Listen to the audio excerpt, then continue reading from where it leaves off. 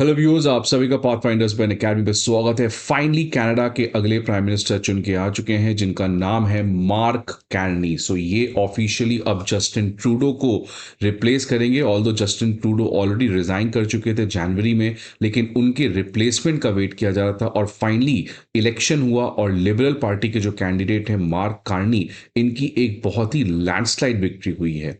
अब जैसे ही चुन के आए हैं उनके बाद मार्क कार्नी जो हैं उन्होंने अमेरिका के बारे में कुछ कहा है। और जब वो इलेक्शन के लिए लड़ रहे थे उन समय जब उनसे क्वेश्चन पूछा गया इंडिया के बारे में तो उन्होंने क्या कहा, इसके बारे में भी बात करेंगे। लेकिन आज इस कनाडा के प्राइम मिनिस्टर के बारे में ये सेशन नहीं है, बल्कि प्राइमरली ये सेशन में आज मैं इस बात को डिस्कस करूंगा कि जैसे डोनाल्ड ट्रंप आज पावर में आए हैं और यूरोप को क्रिटिसाइज कर रहे हैं, यूरोप के ऊपर टैरिफ लगा रहे हैं, कनाडा के ऊपर टैरिफ लगा रहे हैं, तो ये जो पूरा वेस्टर्न ढांचा है जो अमेरिका के लीडरशिप में काम करता था, आज ये बिखर रहा है। तो क्या ये इंडिया के लिए एक नया अपॉर्चुनिटी खड़ा कर सकता है आने वाले समय में? क्या इंडिया इन वेस्टर्न कॉन्ट्रडिक्शंस के फूड के बीच में अपना फायदा कर सकता है? बिकॉज ये लोग हमेशा से यही करते आए हैं, साउथ एशिया में, वेस्ट एशिया में, इधर ये एक दूसरे को लड़वाते हैं और फिर अपना फायदा देखते हैं। लेकिन आज ये खुद ही टूट रहे हैं, इनकी खुद यूनिटी खत्म हो रही है। तो क्या भारत के लिए एक नया अपॉर्चुनिटी इस पर्टिकुलर एरिया में इमर्ज कर सकता है? इसके बारे में भी आज इस सेशन में हम लोग समझने का प्रयास करेंगे। बट पहले आप इनसे मिलिए। मार्क कार्नी जो लिबरल पार्टी के हेड चुने गए हैं संडे को, और इसकी वजह से ये अब कनाडा के अगले प्राइम मिनिस्टर होंगे। सो लिबरल पार्टी के ये पर्सन है मार्क कार्नी। इनका एक लैंडस्लाइड विक्ट्री हुआ है, बिकॉज देखिए इनको जो वोट शेयर है फर्स्ट काउंटिंग में वो 86% है, जो काफी ज्यादा है। इनफैक्ट जस्टिन ट्रूडो के लास्ट इलेक्शन से कई गुना ज्यादा आप यहां पे देख सकते हैं इनकी पॉपुलैरिटी दिखते हुए नजर आ रही है। सो मार्क कार्नी जो है वो अब प्राइम मिनिस्टर जस्टिन ट्रूडो को रिप्लेस करेंगे। ये ऑलरेडी मैंने पहले बताया आपको, जनवरी को रिजाइन किए थे, but he this person was in the office because इनका कोई रिप्लेसमेंट नहीं मिला। और रिसेंटली आपने देखा किस तरीके से जस्टिन ट्रूडो जो है वो पब्लिकली आके इनफैक्ट इमोशनल हो गए थे एंड अदर थिंग्स, क्योंकि उनको पता था कि उनका अब समय हो चुका है। Now he is set to go and finally we have got Mark Carney as the prime minister. अगर इनके बारे में कुछ बेसिक चीज हमें जानना चाहिए तो आप समझ सकते हैं इस तरीके से कि मार्क कार्नी जो है वो नॉर्थ वेस्ट टेरिटरी में पैदा हुए हैं, तो he is a Canada born person. अगर पॉलिटिक्स की बात करें तो ये एज सच कोई पॉलिटिशियन नहीं है, मतलब इनका पॉलिटिक्स में कोई बहुत बड़ा पास्ट नहीं है। जस्ट लाइक डोनाल्ड ट्रंप, ये भी एक तरीके के पॉलिटिकल आउटसाइडर हैं। और इनके ऊपर लोगों ने एक तरीके से भरोसा इसीलिए जाहिर किया है बिकॉज ये एक पॉलिटिकल आउटसाइडर हैं जो बाहर से आए हैं। और क्योंकि ये बाहर से आए हैं तो इनका पॉलिटिकल बैकलॉग नहीं है, जिसकी वजह से ये आज कनाडा के इकोनॉमिक टर्मोइल और इस जियोपॉलिटिकल अनसर्टेनिटी को बेटर तरीके से हैंडल कर सके। तो जैसे आउटसाइडर्स को लाया जाता है, आपको देखिए दिल्ली में भी यही हुआ था जब लोग ट्रेडिशनल पॉलिटिकल पार्टी से थक गए थे या ट्रेडिशनल लीडर से थक गए थे, तो उन्होंने पॉलिटिकल आउटसाइडर लाया कि वो इन चीजों को फिक्स करेगा।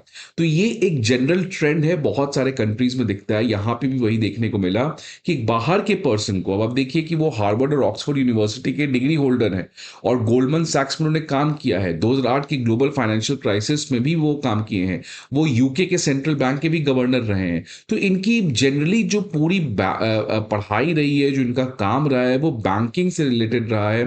तो अब वो अचानक पॉलिटिक्स में एंट्री कर रहे हैं, तो एक बताता है कि कनाडा के लोग जो हैं वो ट्रेडिशनल पॉलिटिकल लीडरशिप से काफी परेशान थे। उनको लगता था कि आज का जो इकोनॉमिक क्राइसिस है, आज की जो पॉलिटिकल अनसर्टेनिटी है, उसके लिए we need some another change, another hope, another person. तो इसीलिए मार्क कार्नी को चुना गया। अब बात करेंगे अमेरिका इंडिया के बारे में इन्होंने क्या कहा। बट आगे बढ़ने के पहले स्टूडेंट्स, आप सभी के लिए एक बहुत ही इंपॉर्टेंट इन्फॉर्मेशन के academy IAS previous year questions, current affair analysis और प्रीलिम्स मॉक टेस्ट, ये चीज के पीडीएफ अब आपके पास लेके आया है। ये पीडीएफ आपको कहाँ मिलेंगे? आपको ये पीडीएफ अब अनअकैडमी आईएएस के द्वारा फ्री ऑफ कॉस्ट दिया जा रहा है। इस वीडियो के डिस्क्रिप्शन पे लिंक दिया जाएगा, उस लिंक पर जाके आप इन सभी चीजों को डाउनलोड कर सकते हैं। इसके अलावा अगर आपको किसी भी तरीके की इंफॉर्मेशन चाहिए तो आप इस नंबर पर कॉल कर सकते हैं, यानी तो आप हमारे ऑफलाइन सेंटर प्रयागराज, करोल बाग, मुखर्जी नगर और पटना पे भी विजिट कर सकते हैं। हैं ना। अमेरिका के बारे में इन्होंने देखिए क्या कहा। अमेरिका को तो इन्होंने इतना ज़्यादा क्रिटिसाइज़ किया है कि क्या ही बताएँ। अब देखिए खुद उन्होंने कहा कि there is someone who is trying to weaken our economy. Someone मतलब ऑब्वियसली डोनाल्ड ट्रंप के बारे में ये बात कर रहे हैं। डोनाल्ड ट्रंप जो है उन्होंने अनजस्टिफाइड टैरिफ लगाया है, वो कनाडा के फैमिलीज़, वर्कर्स, बिज़नेस इन सभी चीज़ों के ऊपर अटैक कर रहे हैं, लेकिन हम उनको सक्सीड नहीं होने देंगे।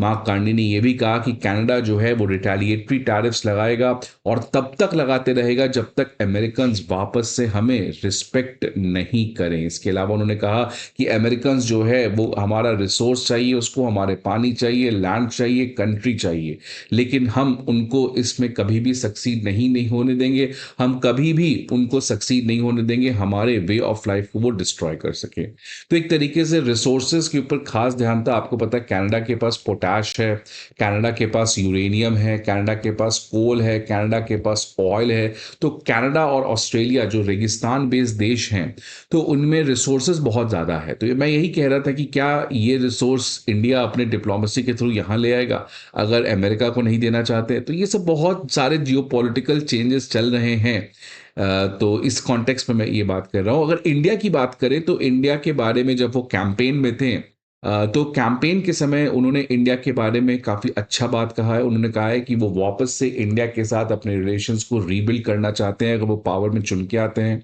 जब उनसे सवाल पूछा गया था कि डोनाल्ड ट्रंप के बारे में आप क्या सोचते हैं, तो उन्होंने डोनाल्ड ट्रंप के बारे में क्या कहा आपने देखा। उसके अलावा उन्होंने कहा कि हम चाहते हैं कि कनाडा जो है वो अपने इकोनॉमिक रिलेशंस को डाइवर्सिफाई करे विथ लाइक माइंडेड कंट्रीज, और इसी लाइक माइंडेड कंट्रीज में उन्होंने कहा कि I want to build a great relation, a good relation with India. तो इंडिया की तरफ एक पॉजिटिव आउटलुक से मार्क कार्नी देख रहे हैं। ये बहुत ही विपरीत है as compared to Justin Trudeau, जो इंडिया को कभी भी लाइक माइंडेड कंट्रीज नहीं कहते थे। वो हमेशा से इंडिया को एक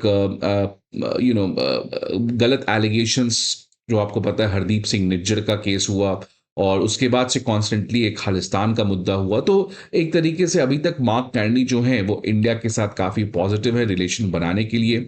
इंडिया को कनाडा से फ़ायदा भी हो सकता है। मैंने कहा आपको resource one of the greatest thing it can benefit. हमारे बहुत सारे स्टूडेंट्स कनाडा पढ़ने जाते हैं तो उनको और ज़्यादा अपॉर्चुनिटी मिल सकता है। और तीसरा, कनाडा से हमारे जो टेक्नोलॉजिकल एक्सचेंजेस हैं वो भी बढ़ सकते हैं। सो कनाडा के साथ हमारा रिलेशन हमेशा से अच्छा रहा था जस्टिन ट्रूडो की वजह से अभी रिसेंटली। और ये एनडीपी जो जगमीत सिंह है, अब एक और बात की जगमीत सिंह की जो रेलेवेंस है पॉलिटिक्स में वो काफ़ी कम होगी, बिकॉज जस्टिन ट्रूडो की सरकार जो है वो बहुमत की थी। इनकी सरकार अब एक तरफा बनेगी बिकॉज लिबरल पार्टी में 86% वोट शेयर मार्क कार्नी का आया है। तो मार्क कार्नी जो है वो एक स्ट्रॉन्ग लीडर की तरह यहाँ पे इमर्ज करके आएंगे। और इसी के बीच में आपको एक और बात बता दूं कि 8 मार्च को ये खबर आई थी कि कनाडा के इंटेलिजेंस चीफ जो हैं वो इंडिया विजिट कर रहे हैं। तो एक तरीके से आप देख सकते हैं कि इंडिया कनाडा के रिलेशंस जो हैं वो काफ़ी अब आने वाले समय में वापस से रिवाइव करने वाले हैं। इंटेलिजेंस चीफ आ रहे हैं, नेक्स्ट प्राइम मिनिस्टर चुन के आ रहे हैं, तो अब चीज़ें थोड़ी सी सेटल डाउन हो रही है। अब सवाल ये आता है कि ये जो ट्रांस अटलांटिक पार्टनरशिप है, अटलांटिक नदी के इधर और इधर, इधर आपका यूरोप हो गया, इधर आपका कनाडा हो गया, इधर आपका यूएस हो गया, यही सो कॉल्ड नाटो कंट्रीज भी हैं। अब ये हमेशा से एक साथ काम किए हैं, लेकिन आज 21वीं सदी के 2024-25 के बाद से जब डोनाल्ड ट्रंप चुन के आए हैं, एक बात तो क्लियर हो चुका है कि ये ट्रांस अटलांटिक ढांचा टूट चुका है। अब यूरोप अमेरिका को ट्रस्ट नहीं कर सकता है, कनाडा अमेरिका को ट्रस्ट नहीं कर सकता। तो डोनाल्ड ट्रंप की टैरिफ वॉर ये केवल एक इकोनॉमिक पेन नहीं है, ये आने वाले समय में एक ट्रस्ट डेफिसिट भी क्रिएट करेगा। बिकॉज आपको पता होना चाहिए ये सारे कंट्रीज मिलके किस तरीके से बाकी हर एक कंट्री में हर एक कंट्री को तोड़े, हर एक कंट्री को आपस में लड़वाएं कि अपना इनका फायदा हो सके। लेकिन आज ये खुद बिखर रहे हैं।